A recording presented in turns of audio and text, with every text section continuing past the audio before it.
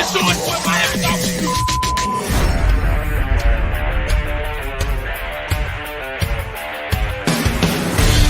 The pressure, he's in trouble. Loses the football. Touchdown! Got it! You have got to be kidding me. Jalen Waddle.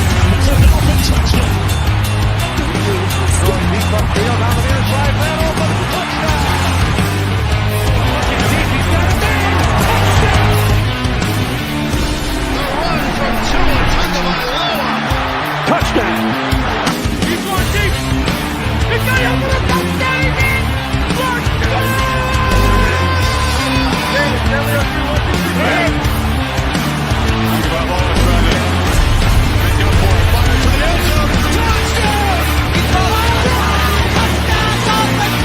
Beautiful day to be a Dolphin fan.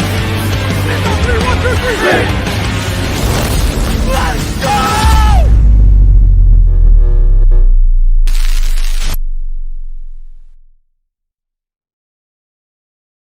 All right, huddle up, huddle up. We're gonna crank these engines up on one. All right?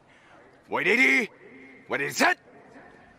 Drivers, start your engines.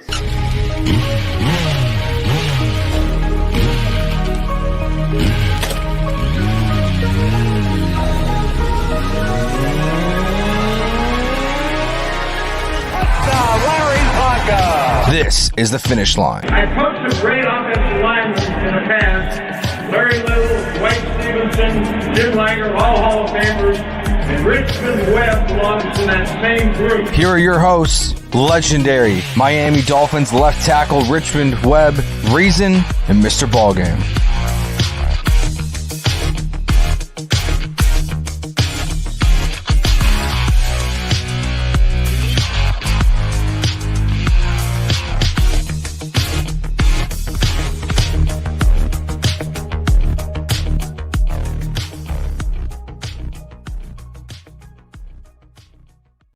What is good, Fin Nation? What's good? It's your boy Reason. And we are back here for another one as we welcome y'all to the Finish Line. As always, I'm your host, Reason, as said before, joined by the legendary Richmond Webb, the triple OG Mr. Ballgame. Gentlemen, fifth time out of 6 shows this season, we are meeting here to celebrate a dub for the Miami Dolphins. And man, what a beautiful time to be alive as we are heading into prime time with the Philadelphia Eagles. And gentlemen, the Miami Dolphins right now, you are talking about a team that have scored 223 points this season, the 5th most points by a team in the first 6 games of a season in the Super Bowl era. They became the only 5th team to win by 21 points after trailing by 14 points in the first quarter. And right now, this team is just clicking on all cylinders, as is Tyreek Hill, Tua Tagovailoa, Mike McDaniel, and all that. How are you feeling right now? Because my only negative thought going into this week, Richmond, why are we wearing our white throwbacks with those Kelly Greens the Philadelphia Eagles are wearing this weekend, their throwbacks? That would have looked real sharp on prime time. But how are you feeling coming off a win? And how are you feeling after Fraud Fest? I mean, Dolphins Fan Fest. How are you doing after all of that? How are you doing with that? Hey, you know what, man? I'm doing good. I actually wasn't supposed to be there, but had some flight complications, but it gave me an opportunity to go hang out at Fan Fest and saw a lot of fans that listen to us on the show, and definitely gave a bunch of shout outs to Reason and Ballgame. Shout out to all the real ones at Fan Fest. Yeah, they was there, and talked to several of them. A lot of different podcast people was there, this and that, but had a great time. And I actually seen Chef Jew. He was there, and matter of fact, last year when I went, I actually attended his wedding in East 12 parking lot. So just a lot of people. I walked in there like, but you said you weren't going to be here, but it was a long story. But Sunday had a great time at the game. Got to hang out with a bunch of my old teammates. I was sharing with the Ballgame. I seen Terrell Buckley. I know he's a Florida State Seminole, fan, this and that. So it was good to see a lot of guys, and a lot of guys came back that normally don't come back. So I got to see several of those guys. So I had a great weekend, and then like I said, offense started slow. And, made my eyes pop for a minute. We were down 14-0, but they got going and turned it around and won the game. So had a great trip. Like I say, had a great weekend, this and that. You saw T-Buck? So you saw T-Buck, right? T-Buck, yes, sir. Well, you know who I saw yesterday when I opened up a 2023 box of Mosaic No Huddle? Who was Patrick Surtain auto out of 10. You seen senior? Oh, yeah, that's the senior, baby. Oh. Look at that. And then right behind it, Dan Marino, Moments in Time. You might remember that moment too. November 27th, 1994, when y'all did the fake spike against the Jets. Yes, sir. Oh, yeah. Yep. I might have to send a drone up there to Ronald. You better quit showing me all that, man. Check in with Speed Race, Mr. Ballgame. What's up, Mr. Triple OG? I just slow down now, man. I slowed down now. The grandbaby here, bro. I got to live a little longer, so no more chances. I ain't taking no more chances out here. It's good, man. Well, you can always get them, man, when you're in the area. I'm not one of them. I'm going to make sure you slow down. We're going to put you in a station wagon or something, or mom van or something. Now, that won't happen. I'm definitely not going station wagon. But, what I saw Sunday, man, was a team, man, playing with their food, man. And then they decided, go ahead and hit them with the bite, with the kill bite, and then that was it. It was over. But, I wasn't overly concerned. I just felt like the Giants really, wanted to come out and try to. What was it? The Giants? Who know who we played? That's how bad we beating people nowadays. The Panthers. They came out ready. Chuba Hubbard was running hard. Thielen was out there giving our guys the work for a minute, and then we made some changes on the back end, and then it was pretty much a wrap after that. But they played with their food for a little bit. A lot of that I think plays into you don't really want to go out and just put your foot in somebody. Carolina got a lot of stuff they need to work on, but they came out really motivated, and I like the fact that they were willing to compete early. But they realized after when we tied things up with them, that the momentum was shifting, and they just never had enough to really get it back. So, and then Dolphins went ahead and did what they were supposed to do. They kept executing. They kept playing football the way they're supposed to. But you get Mike White out there. Well, I don't understand why at that point when you were up, why you even letting them throw the ball, and then he throws a pick six. You know what I'm saying? Like, what we doing? You know what I'm saying? Like, why? Why even put him in that position? Just keep pounding the rock. Get the ball to Brooks or whoever else want to run the rock. You know what I mean? And just call it a day. But those are all things. Those are all lessons that they learn. Mike's still a young coach, so we'll figure those things out too. But overall, I was happy with the success. It's always good to get a win. So we came away with minimal injuries, so that's always a plus. And looking forward to this matchup on Sunday night against the Eagles. So, listen, before we transition into the stories we're going to cover here, as well as talking more about the Philadelphia Eagles, Richmond. I know I'm sending you. What did you think of Eichenberg? Night and day. Big much time. Better than it was than the previous. I mean, I'm really happy for him, but that's the type of play that we need if he's going to be the backup center. I think I saw you tweet earlier about it was either you or Neil about Cummings have some growing issues. So he might come back, but that's something that can be a nagging injury or linger longer than what you want. Sometimes it takes that minute to heal, but while he's out, this is time to get valuable reps for Liam Eichenberg. But at the same time, we need you to play consistent. We don't need a huge drop off. We don't need the bad snaps, this and that. All that disrupts the offense, this and that. But this week against Carolina, it was like night and day. He really played way, way much better. So I was pretty happy with it. Yeah. I thought he's doing some things he did. I felt like on one play he indirectly answered me and called me out when I posted a play last week of what Connor would do, where Connor got off his block, passed the man off, and then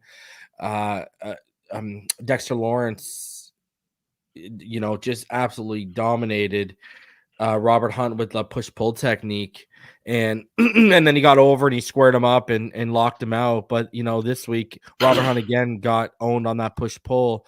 And, was Connor fluid in terms of he squared the man up and just, got his arms in the pads and locked him out? I don't know, but he did enough to hold. He got over. He was aware enough, kept his head on the swivel, got over and made the play, man. So, and then another thing I saw late in the game, he was picked up a looper after he helped out Win, and then he picked up someone trying to loop through the A gap, and I was like, oh, look at Eichenberg. He's even doing that stuff, which he struggled with. So, listen, someone commented and said, this guy's going to need to like stack 10 straight performances like that. I'm not going to disagree with that. Need to see it a little bit more, but definitely some encouraging stuff coming away from that game as far as Liam Eichenberg, man. So let's talk about a few things here. Let's start with the big news of the day. Guys, Alien Ramsey, is that where we're at right now? This man is an alien, and because here's the deal. According to Cam Wolf, he did return to practice today. Open the 21-day window to return off injured reserve is now open. Ramsey will be eased back into action. He won't play Sunday, but he's back on the field with a new cut. He posted a new haircut this morning, less than 3 months after a meniscus injury. And this tells us that the rumors and the rumblings of it being a minor meniscus injury must have been true. Let's start with you, Ballgame. The injuries are piling up a little bit at the position right now. X is battling a groin injury. That thing's coming back that we've seen nagging the last 2 years. It's back again. He talked about after the game, said he felt fine, but the word is they were going to see how treatment went this week to see if he's going to be good to go. The injuries are piling up there. It's a good time for him to come back, no? Yeah, well, I think the only cat that's undefeated in life is Father Time, and X was asked to do a lot of things on Sunday that weren't necessarily things that he'd been doing the last couple of weeks, and tackling. He had to make a lot of tackles. He had to do a lot of things in open space and redirections. Yeah. So those injuries never really ever truly go away. Unfortunately, once you have a groin, you really just got to go through a regimen of heat and ice, trying to keep it from being irritated and whatnot. But at the end of the day, it's just a part of the job at this point, because football is what it is. 90% of what they do involves implanting and turning and all this other stuff on the drop of a dime and whatnot. And I just think, really, when it comes down to it, the scheme is going to help us in a lot of areas. As we start having to deal with these type of injuries, Vic will just have to be a little bit more creative about what he's able to do on the back end. But having this, now Jalen is out there really and truly capable of being able to possibly come back a lot sooner. That's going to definitely help us in terms of alignment and assignment and the scheme, solidarity on that back end. Because truthfully, now for most of the teams never even threw at X. Now where you gonna go to the ball when Jalen's back out there? Somebody else is finna get somebody else is finna get a gang of work. And if Needham can get right, he and Kahoo inside, bro, in them slot positions gonna be a problem, bro. And you have 4 guys that really and truthfully can lock down anyone at their respective positions that they're starting across for them. That's trouble for quarterbacks. Systematic, they have to hold the ball longer and things of that nature. In the front 4, for some strange reason, man, they're starting to get violent. Like I've been wanting to see guys really going out there and getting after it, man. And maybe AVG was just the reason they needed to light the fire, man. But Phillips came back with some fire in him, bro. And them two together on the field, those two together on the field is way more dynamic than I ever thought it would be. Both of those guys coming off opposite edges, man. Chubb Chubb, I don't if I gotta say, I'm gonna tell you right now, if I gotta look at it and I gotta say who I'm gonna continue to pay my money to, man, I'm going ahead and send him on his way, bro, and just give AVG a bag, bro, because he and Jalen are that thing special, man. It is different. So and it helps. So they put so much pressure coming off the edges that Christian also looks more and more like a stud in the middle. But like, I know for a fact that you can't do as many double teams in there if you got to lend help out too. The guards got to go help the tackles. You see what I'm saying? So he's getting those one-on-ones, and he's supposed to win them one-on-ones, and that's what I saw a lot of. And so, guys, my sons and I were debating for a bit whether or not he still. Where the money thing is a different thing, but altogether, but they're all eating. Siler even is winning the one-on-ones, and that's what you expect your DTs to do when they have those opportunities if they're not double teamed. So I know this was about injuries, but I think overall the scheme now, as they're getting comfortable in it, is helping them mask a lot of things. And his front four, he's found a rotation that works so that the guys on the back end, even if they are dinged up, don't have to cover as long. Thielen to me is just a really crafty veteran. I wouldn't put him in the top tier of the wide receivers in the top 10, but he's definitely, for as long as he's been in the league and he was as successful as he was in Minnesota, he's definitely not a guy that you can just walk away from and just say, "Oh, we ain't got to worry about him," because he had some significant catches for some really key first downs for them and scored a touchdown and gave us fits for that first half. Kind of went away from him. And he got lost in the sauce in the second half, but overall, the defense was supposed to step up and take things away, and they did that successfully. So I'll deal with the injury things as they come. They're not as significant as I think because the scheme will take a lot of that away. So Richmond, your thoughts? I mean, you've been around players that have come back for injuries. How? I mean, he told McDaniel said he called his shot. He told everyone he'd be back. It's pretty soon. We've been seeing, he's off crutches pretty quickly. We've been seeing him jump up and down on the sidelines. I mean, as an athlete yourself, how impressed are you to see Jalen Ramsey come back from a meniscus injury this quickly after surgery? Yeah, I think a lot of time it just depends on most of the time if it's a scope, you can realistically see it back in 4 to 6 weeks. So when they were projecting a month, like December, whatever, I was like, man, that's a long time. But I always felt I didn't know the severity of his injury or whatever. But most of the time, you clean it up and get that done, and it doesn't take that long to come back. But definitely a breath of fresh air to see him back on the practice field, and that's one thing that we definitely missed. You think if we had him with against Buffalo or something like that, that changes the game. And then like Ballgame was saying, I was thinking about anytime you can rush 4 and apply pressure, it allows you to do more with the other 7 in the back of the defense or whatever. So if AVG is giving us the results, you got to put him on the field. And we love about him, he's a guy that can play multiple positions, and he's highly productive. It seems like no matter where you put him, he's productive. And so you definitely got to pay a guy like that because he's just so valuable when you can plug and play a guy like that. But yeah, I think that was definitely key. I think it's smart. I think they just want to see him get in his back pedal, move, come out, plant. He's already been doing that, but to do it in a practice. And then, go against some of the guys, not they're going to be going 100%, but just kind of get a feel of it. Give it another week, and then next week bring him back, and then it's on. Yeah, and then I'm sure Vic is happy he's back too, because he can do some things. And like you said, like Ballgame was saying, it gives X a little time to just kind of rest because you're doing all that. And typically when you have a groin injury, time you can let it heal up, and it'll show up later, this and that. So that was kind of one of those nagging injuries you always got to try to maintain. Yeah, it's I mean, especially when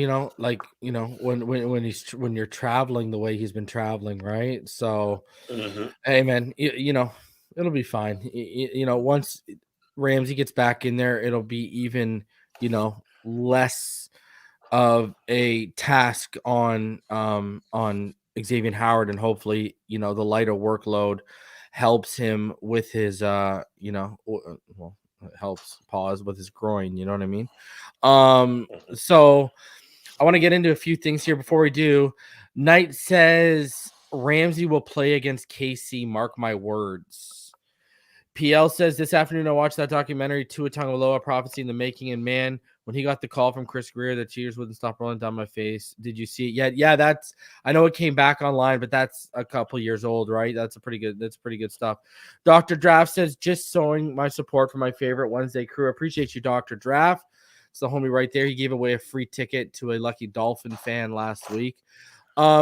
Guys, right now Tua Tagovailoa, he is the number one graded passer by PFF with an 88.7. Jared Goff is 2. Now, in terms of overall offensive grade, he's the 4th graded quarterback, but as a passer, he's the top graded quarterback. And something interesting happened yesterday that I wanted to cover. I want to get your thoughts on. So what happened was Sam Monson, who he is with, he is PFF's lead analyst. Now, PFF has already come out and admitted that they grade Patrick Mahomes on a different scale. They said that they start him at a lower grade. They've admitted that. Now we got Sam Monson saying this. I don't think we judge him harsher. We just place his performance in the context of the cheat code of an offense they're running. Same is true with Brock Purdy. Notice, because PFF was out here pushing the whole they as well with a lot of media people. If y'all remember, let me take y'all back. After the Lamar Jackson MVP season, the pocket quarterback was dead, wasn't it? It was a dying art form. It was now about overextending plays, getting outside the pocket, making things happen outside. That's where it was going, right? But now, Brock, and I always say this story. I remind people all the time when people were saying I want to see Tua in Sean Payton's offense because of the Breeze comparisons. I always said I want to see him in Shanahan's offense. That's where I want to see him a lot because he's perfect for it. And now we're seeing an extension of that offense, and we're seeing what he's doing. And so what? Now we're holding it against players for executing offenses at a high level. Are we forgetting? I mean, it's this whole system quarterback narrative, gentlemen, which I think that's a casual thought. It's a casual football fan concept. Anyone who understands football beyond a remedial level knows that any good offensive-minded coordinator or head coach builds the system to the quarterback's strengths and weaknesses. Should we have the conversation with Richmond Webb about why they passed a whole hell of a lot more with Dan Marino than why they ran and never actively seeked out 1,000-yard rusher people? Anyways, I digress. And Richmond Webb will tell you himself, I'll speak for him right now, but he'll tell you himself, when he came here, the first thing they asked him to do was pass block. That's what the big thing was, okay, for Marino. Why? System tailored to your quarterback. But I digress. It's the lamest argument. I think it's a terrible argument. And now I'm seeing PFF is skewing the grading system to an extent off that argument. And gentlemen, before I get your thoughts, we'll add some even more context from it.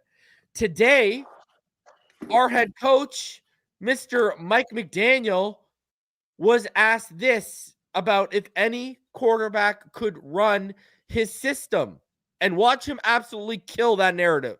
There are some folks who believe that many quarterbacks in this scheme, with you as the coach, with Tyreek and Jalen, maybe even many quarterbacks would excel, would flourish, would be near the top of the passer rater leading MVP candidate.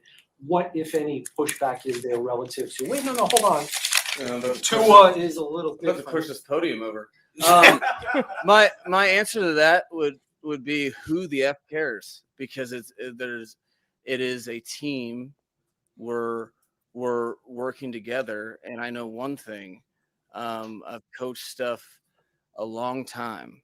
I haven't seen people do what our guys do. I mean, right there. He's coached the system for how long? And he told you right there, how many quarterbacks have truly been in this system and been totally successful at the rate? The last one we saw at this level was Matt Ryan, and he won the freaking league MVP with the Atlanta Falcons. And not everyone was operating at a Matt Ryan, Tua Tagovailoa level, and Tua is taking it even beyond where Matt Ryan took it. So let me get your guys' thoughts as you see PFF basically say they don't judge him harsher, but they based off the fact that they are in a his performance in the context of a cheat code of an offense they're running. Same true with Brock Purdy. And then we got one of McVay, LaFleur, Shanahan, and McDaniel are probably arguably the biggest masterminds of that offense. And you got the guy right there saying, not many guys can do what our guys are doing right now in this offense. Richmond, let's start with you on this. Your thoughts? First off, let me say that Dan actually wanted to run the football all the time, but let me come back to the present now. He didn't want to throw the football. He actually wanted to run the football. But they said, no, Dan, we need you to throw the football. So let me clear it up right now. But now, on a serious note, hey, man, it just shows you that, you got to consider the source. PFF, they got a good thing with the NFL, this and that, grading, this and that. So, of course, they don't want to show a huge disparity, this and that. And so that's why they come up with the cheat codes. But you ask a GM, you ask a coach, just like this, I heard the quote from McDaniel, this system fits Tua. And any coach, what you do is you look at a player's strength and his weaknesses, and you surround it like that. And like you said, Matt Ryan was able to be highly productive in this, and Tua does things even better than that. And even we talked about it a couple years ago, when Garoppolo was in this system. He tailored it to Garoppolo's strength. Garoppolo can't do the things that Tua can, but Garoppolo was effective in it. So that's what I give credit to coaches when you can recognize what a player's strength is and put him in the best position to maximize his potential and this and that. But for PFF to say that as cheat codes, I mean, we're not playing video games. This is actually football. For you to say something like that, I just, bro, just say, just be accountable or just say, just admit you were wrong about him. Like, just admit it. Don't submit your own. Just say, no, this guy's on another level, and just stand on it. You know what I'm saying? Just say, hey, he's another level, stand on it. But don't say, well, we got to do this or we got to lower this grade for that, because it's like, wait a minute. Yeah, but Richmond, you know what I'm doing? Mike Greenberg's out there this morning, Richmond, and he's crying that if Justin Herbert was in Mike McDaniel's offense, blah, blah, blah. So what? It's a cheat code for one guy, but another guy who's struggling right now and is a fourth quarter choke artist. Oh, but it matters to elevate him. It makes no sense. They don't hold these guys to the same standard and accountability. You got to be accountable. You got to say, if that's the way you see it, you call it, stand on it, and say, y'all might not like what I'm saying, but this is what I'm saying. This is how I'm graded. If it's 32 quarterbacks, grade them all the same, regardless of how it shakes out, this and that. That doesn't make any sense. But all I said, consider the source, and it just makes sense. But you won't get that from a coach, and you won't get that answer from a GM. So it makes sense to me. Yeah. I mean, this is why I say it all the time. I read the PFF grades on the recap show because everyone's interested in them. But I unless they match my eye, I give no value to them. And let's be honest, if it wasn't for Chris Collinsworth, because we can all pretty much agree, I'm sure there's PFF in his deal to do those night games. That's why you only see PFF all over the night games. Collinsworth does, and you don't see it on CBS and Fox on Sunday, right? So let's be honest with ourselves. Anyways, and it's, I know for a fact, a lot of those people grading are volunteers who aren't even being paid, who are asked to work like 28 to 30 hours a week. So Ballgame, what are your thoughts on that? Because I think it's absolutely ridiculous, Ballgame, that they're openly basically admitting without admitting that they grade these certain, like Purdy and Tua, to a different scale because of the offense they're in, when Purdy and Tua we're seeing are operating this offense at a clip we haven't, again, seen since Matt Ryan. And did Matt Ryan get knocked for that? I think across the board, man, when you talk about grading players and all of the stuff that people get riled up about, I'm like Richmond. I look at the source and I say to myself, like, in my, 3+ decades of watching, playing this game and being around this game, I'm going to trust my eyes over any of the things that they say. And at the end of the day, I know a lot of smart people that know football, and I can't think of anyone that would take a quarterback with the exceptional skill set that Tua has and try to force them to go do some things that is working against those skills, and calling it a cheat code or going out and saying things like that about the offense because defensive coordinators are not astute enough to go out and be able to figure out how to stop it. That's just Bush League, in my opinion. Agreed. We're seeing something now that hasn't been seen in quite some time. And my reply back to that Monson guy earlier today on Twitter was, well, if that's the case, then you could possibly say that without Travis Kelce, Mahomes is not really that much of the guy, because anytime Kelsey's never been there, Mahomes number one. And they proved that this year alone in week 1 with Detroit when Kelsey was out and Detroit beat them.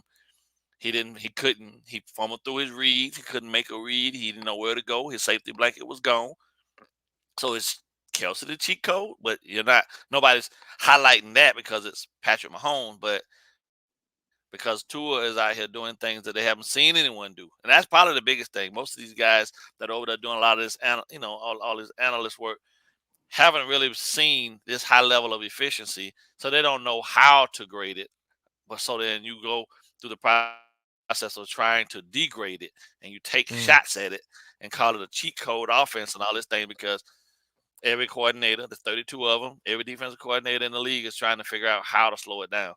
But that's not, they don't understand. That's why I said, that's when I go back to saying that cats really don't know ball, right? And then I just say, you know what, it's not even worth getting back, going and doing all this back and forth with them, because the proof is in the pudding. And week in and week out, there's a defensive coordinator scratching his head trying to figure out how to slow this offense down, and most haven't figured it out. And I believe, without a shadow of a doubt, really in the Buffalo game, to be truthful with you, McDermott did an amazing job. I'm not going to take anything away from him, but I think we were just a little too hyped up for that game, and we got away from the core of what we do in this offense, and that's why we got behind and we never could recover. So I think they'll make those shifts, and that PFF stuff, I leave it where it is, bro. I mean, there's some, I guess there are times when you can use it, but at the end of the day, I'm always going to trust my eye, and all I see is high level efficiency and guys open all over the place, and and defenders not being able to cover it. And if you know, like I know, defensively, from a defensive standpoint, motion is always the toughest thing to defend. And as much motion as we use, and you know what I'm saying, and it's a nightmare, and it's the smartest thing ever.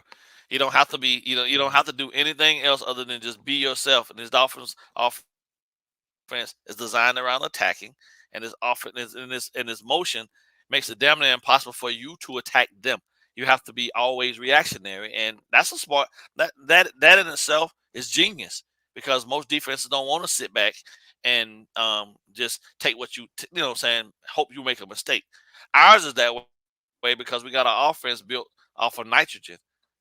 We high powered, so they can afford to do that. Others want to be in a position where their offense is not as not as high powered, so they have to force and try to go out there and make things happen. People just hate, man. You hate what you don't understand, and instead they should just be appreciating. And that's a sad space right now where they can actually learn some things, but you'd rather go out and try to take away from it and defame it. And that's just, but if it was Mahomes doing it, it'd be the greatest thing since sliced bread. You know what I mean? Yeah. I mean, you talk about it right now. Right now, the Dolphins motion on 62.2% of their snaps, and the next closest is the Los Angeles Rams, who are motioning at about 40.7%. Like, they're motioning 62.2% more than the second closest team to the amount of motion. It's ridiculous. Like, guys, over 430 of you in the room, smash the like button. Let's transition here a little bit. Let's get into the Eagles and Dolphins here. It's big game, prime time. I'll be live on Sunday. I'm probably going to do a live show for y'all guys tomorrow, ride solo without Neil. And then I'll be live Friday for the preview show. But yeah, let's start off there with what you kind of said there. Let's start off with what you said there right now. So Kendall Lamb missed practice today, but he was fine. It was just a personal reason he missed. You got Howard missing practice with a groin. Kohu was limited today with a neck. Needham obviously remains limited. Ramsey's obviously limited and out Sunday. But also on the Eagles, guys, Jalen Carter and Darius Slay, they're limited. They're probably going to be back. Devontae Smith couldn't practice today with a hamstring. And the big one a lot of us are watching, and let's start with you, Ballgame, because you mentioned how good that front is getting right now. You got to keep that momentum going. Lane Johnson says he's going to go, but he has a high lateral ankle sprain right now. He wasn't able to practice today. I mean, Philly fans themselves, we had one come into space a couple of days ago that I was in and I'm talking in, and he came up and said, that offensive line is literally just night and day without Lane Johnson. I know I'm licking my chops and I'm doing the Birdman hand rub, watching potentially Lane Johnson miss this game when really he should have been playing for us instead of Deion Jordan. How'd that work out? Anyways, I digress. How are you looking at this with the defensive front getting a chance to make an impact against a weakened front? And another thing too, David Long's been coming on too with that defensive front as of late. Ball game right now. When you look at David Long and what he's doing, my friend, he is racking up the tackles right now. I mean, he has more tackles on less snaps. He has 286 snaps. And he has 12 more tackles than Jerome Baker, who has played 364 snaps. Long's played 69% of the defensive snaps. Baker's played 88%. What is your thoughts of that front and what they'll be able to do this weekend if Lane misses or if Lane doesn't miss time? What are you expecting? Well, to be honest with you, I think in terms of where we are right now and the progression that they've successfully, the progress that they've made week in and week out as we move forward, Fangio has the guys finally believing, right? We said that there would be this uncertainty in the first couple weeks of the season, and then they'd figure out a niche that really worked for them, and then I think they would, we said about week 8 they'd have it all figured out, and then that's when we see the best version of who they're going to be. They surprised me over the last 2 weeks with their ability to go ahead and manufacture pressure with the front four. And I don't think, to be honest with you, I don't think it matters who's in front of them at this point. I think they believe enough in each other up front that they can get to and be disruptive and be as violent as they need to be to throw whoever we're facing off. Lane Johnson not being there, I always say if injuries happen, man, it is the nature of the beast. They're all NFL players. And there's different levels to what their abilities are. But at the end of the day, there's going to be an NFL level player at each of those 5 positions that our guys have got to go out and play against. So none of that really matters to me. That's Philly's issue, not ours. Our job is to go out and kick their ass. And I believe that that's going to be the motto that they're going to keep trying to continue moving forward week in and week out. It doesn't matter who's in front of them. They're going to get knocked down like bowling pins and just keep it moving. I think that might be the narrative that most other people will use when we beat them, that they weren't at 100%. But listen, man, no one's ever at 100%. After the first week of the season, when your 53 is established and everybody is healthy, after that, no one is 100%. It doesn't matter, and no one is at their best anymore for the rest of the season. So that goes out of the window to me. You got to put your best players on the field, and it is what it is. And on Sunday night, we'll show up in Philly and give them the best effort possible, and I believe we'll be victorious because I think across the board, our scheme and our team is better. I've seen Jalen Hurts over the course of the last 3 weeks hold the ball a lot more. He's still not really 100% comfortable throwing the ball downfield unless it's to Brown. Devontae Smith being injured hurts them because he's definitely, without a shadow of doubt, their second best pass catcher in their vertical game, and without him being out there, they don't really have anybody else they can rely on. They went and got Julio, but I don't believe that Julio will be as effective enough to be able to give them something that's going to be able to propel them past us. So for me, aside of the injuries, I still believe to be honest with you, I don't even believe Philly is actually the best team in the NFC. To be honest with you, the best team in the NFC right now is the Detroit Lions. That would be the team. San Fran, yeah, that would San Fran looked a little bit out of sorts once they lost their 2 main pieces on offense. Detroit still won without Amon-Ra St. Brown. You feel me? So they're proving that they can still figure out ways to win games without their stars on the field. San Francisco didn't on Sunday, and the Browns were in man coverage like 78% of the game and locked them up. So I think it's going to be a slugfest. They've got some injuries along their defensive front that's going to play And to you our might get favor. Dallas. I mean, You might have Dallas Goddard target more if Devontae Dallas Smith Goddard, is out. So targeted more, should have been the pick which over plays in Gesicki. for to Long. Yeah, to Long and what's my man that Deshaun, plays strong safety? Deshaun Elliott. Deshaun, yeah. So that's going to be an interesting matchup as well. Yeah. So there's a lot of things that I'm happy I want to see, because not to say that Philly's definitely the top 3 team in the NFC. So anytime you can go out and you can match yourself against someone that's arguably talent-wise probably on the same stratosphere as you, those are the matchups you want to see the most. And the last time we did it, we got blew out, but I don't believe that'll happen again this time around. I think that they're going in level-headed. We're going to stick to our game plan, and we're just going to outplay them, and in every aspect of football. Yeah. Because, like I said, their quarterback to me is regressing, and our guy is progressing to a whole nother level to separate himself.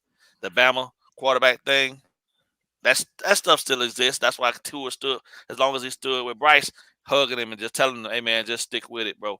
You'll get there eventually." You know what I'm saying? I know that had to be a part of what he was telling them, because he got his ass kicked on Sunday. But them being Bama brothers, you gotta spread some love and some cheer to him, and let him know and keep him positive. So, and then he took Hurt's job. So there's all these little things about these matchups that it is what it is. So Richmond, Liam Eichenberg, Connor Williams didn't practice today too, and might be Liam Eichenberg time again. A guy who might be coming back is a guy who I said publicly I would have traded straight up Christian Wilkins for the draft pick to choose this guy, which is Jalen Carter. He already has 23 pressures on 164 snaps. Okay, like just to put it into perspective right now, Josh Sweat has 27 and is leading the Eagles, but he has 272 snaps. Their front is formidable. You got Fletcher Cox in there as well. Hassan Reddick is a good pass rusher off the edge. Josh Sweat can rush the passer. Brandon Graham. They got Jordan Davis on the interior as well. This is a very, very good defensive front. What are your thoughts about this offensive line and this patchwork offensive line that's been really good, potentially going up against their biggest test of the season? I mean, when we were facing Dexter Lawrence, Connor Williams made himself available for that game. It doesn't look like Connor Williams might be available this weekend. Connor is a man child. I mean, he was a grown man at Georgia, and he came in the league and he picked up, where he left off. And then, the thing I look to is having a veteran like Fletcher Cox that's played the position. He'll speed up the learning curve for him because he's already got the natural athletic ability, but showing him different things, how to watch film, this and that. I mean, Crosby watched him a couple of games, and so offensively as a front five or whatever, this probably will be our toughest. I mean, they got some guys that can get after just that, which makes it tougher because you can't really I don't know if you can slide it or whatever, but I definitely would try to get some help, whoever Carter lines up over, make sure you check that guy, this and that, to, try to slow him down. He is disruptive. I mean, I've seen him and that definitely can be an issue. So, him being an interior rusher, if you blow up the middle and the other guys are coming up and everything collapses on you. So some areas of concern, hey, this is just part of the game. You got to step up to the challenge and, watch film and make sure, you anchor down and be ready to go. So, I think we can meet the challenge. It's not going to be easy, but you can't tuck your tail and hide. So I think we'll be fine. I would, if Connor Williams could play, I would love to see you starters in there. But, if not, we don't have to run off right now. So nobody's going to give you a pass for that or whatever. So you just got to roll with it. But I think we'll be okay. And I'm sure, emotion and running a couple of wide sweeps or something, maybe we can get those big boys tired or something and slow them down. I'm sure McDaniel got some and got to slow those guys down. For sure. Justin Vanderberg uses his 12-month membership and says Devin White to Miami, yes or Screen no? Again. Listen, I would take Devin White, but the problem is he wants to be re-upped and wants 20+ million. The move for me would be is hope the Bucks falter or hope the Seattle Seahawks falter, and you make a move for Bobby Wagner or Levante David as a veteran and say, okay, here's a chance for you to win something in a 1 or 2 year window. Come here. That would be the move. And Levante David would be the more realistic one out of the two because I think Bobby Wagner wants to stay on the West Coast. I was going to ask you guys a variation of this question. Mike Vera says, what person outside of Eagles organization knows Philly the best? Vic Fangio, fins up. Do you guys expect that to factor in? I was going to ask you that before we get into your predictions and final thoughts here. And I'll start with you, Richmond. Vic Fangio last year was brought on by the Eagles not to scout for the defense, but to scout for the Eagles offense against the Chiefs defense. So that's where that point from Mike is coming from. He knows them so well. And you go back to the personnel, Richmond, you can't, under Flores, under Boyer, and it remains to be seen with Fangio with a bigger sample size, this personnel has struggled against mobile quarterbacks who can get outside the pocket and make things happen. That said, Vic Fangio's understanding of them, we've seen him blending manufacturing pressure a little bit more because that's what this personnel does so good with what he truly wants to do with his defense because he's adapting. What do you expect from that case? And do you expect Fangio's understanding of the offense in Philadelphia to be somewhat of a factor this week? Yeah, I think it definitely helps when you've worked with, like he's a D coordinator, but for you to scout because you kind of know how that offense wants to attack a defense or a team or whatever. So he knows it's count for it. So he understands that. He understands, probably Jalen Hurts' strengths and weaknesses because he was there. So he knows, with me looking at the game, the first thing I thought of, I said, well, if I'm Philly, I'm trying to get the running game going, maybe a little play action, this and that.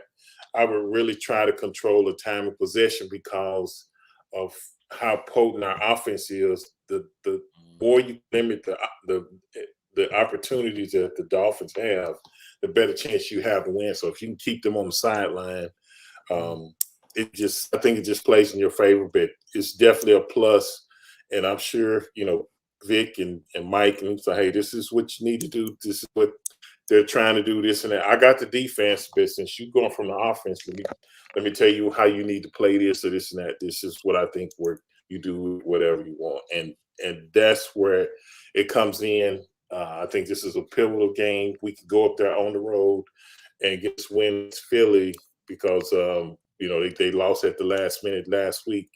But I think that'll be really good. I think it definitely plays, and I think it'll even help us against Kansas City as well because that's what he was brought in to scout them as well, scout their defense. So that's 2 weeks, that we got probably back-to-back Philly, and then, going into Kansas City, we'll kind of know thought process, from a coach that was there.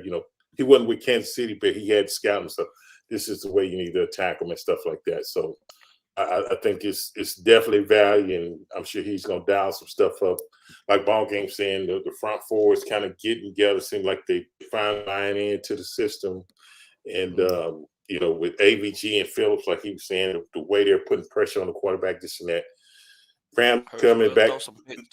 Yeah, not this week, but next week. But it's just all the pieces are starting to come together. And I remember, I think Ballgame said like week 6 to 8, they would come together, and we're getting Ramsey back, this and that. You can be a whole lot more. No, that was me. I said give Fangio till week 8. I said before all y'all start jumping off cliffs, I said give Fangio till week 8. That's what I said. Yeah. Okay. You should see brother. When we were down 4-0, you should have seen my chat during the live reaction. Holy jeez, bro. Oh my God. People forget we got the most explosive offense in the history of the first 6 weeks of football, man. That's unbelievable. Yeah, I was in the chat. I told him, I said that's what it looks like when you play with your food, but You might have to bring your big cigar on there and tell them, hey, everybody, let's light up a cigar and just chill Yeah, out. just relax. And Just take it easy. it's a Take a 3-hour breath. game. Yeah, it ain't a Yeah. 15 minute. Just chill Yeah. out. Yeah, that's it. So yeah. Your thoughts on Relax. Fangio Yeah. affecting the game plan and helping the game plan, and what he might do defensively because of his understanding of Jalen Hurts in that offense ball game?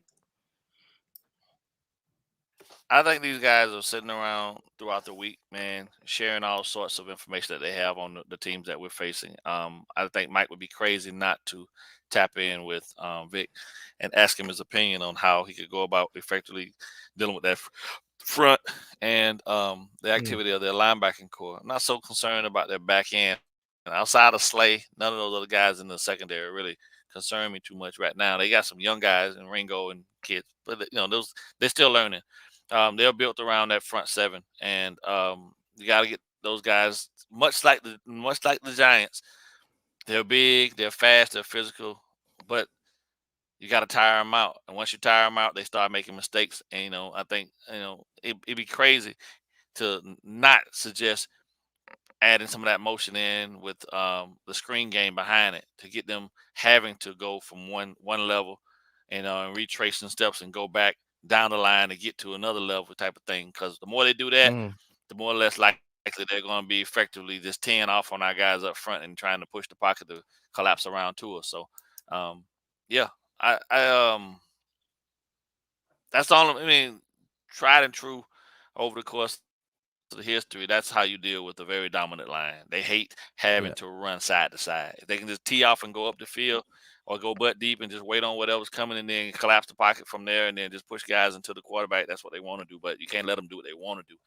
You have to dictate to them, and we've done a really good job of that since the Giants game of dictating how we want to go about doing things. We got a little cute against Carolina early, but then we got back to doing the things that we do well, and we saw that, they really couldn't deal with it. Derek Brown got frustrated, wasn't able to actually dictate the terms up front like he wanted to. Burns was overly ineffective, and those are two guys that are really among the tops at their positions. So I see much of the same chess match, of course, but I believe that our chess player is way more savvy than theirs. And with Vic knowing the intricacies of those guys over there, that bodes well in our favor. I don't think they know as much about us as we know about them. So, all right, guys. And the Jets gave you a blueprint. Go ahead. So yeah.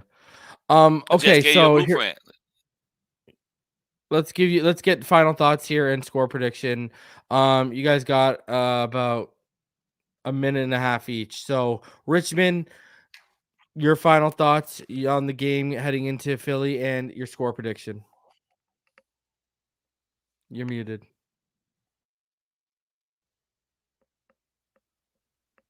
Working on my minute and a half already. My bad.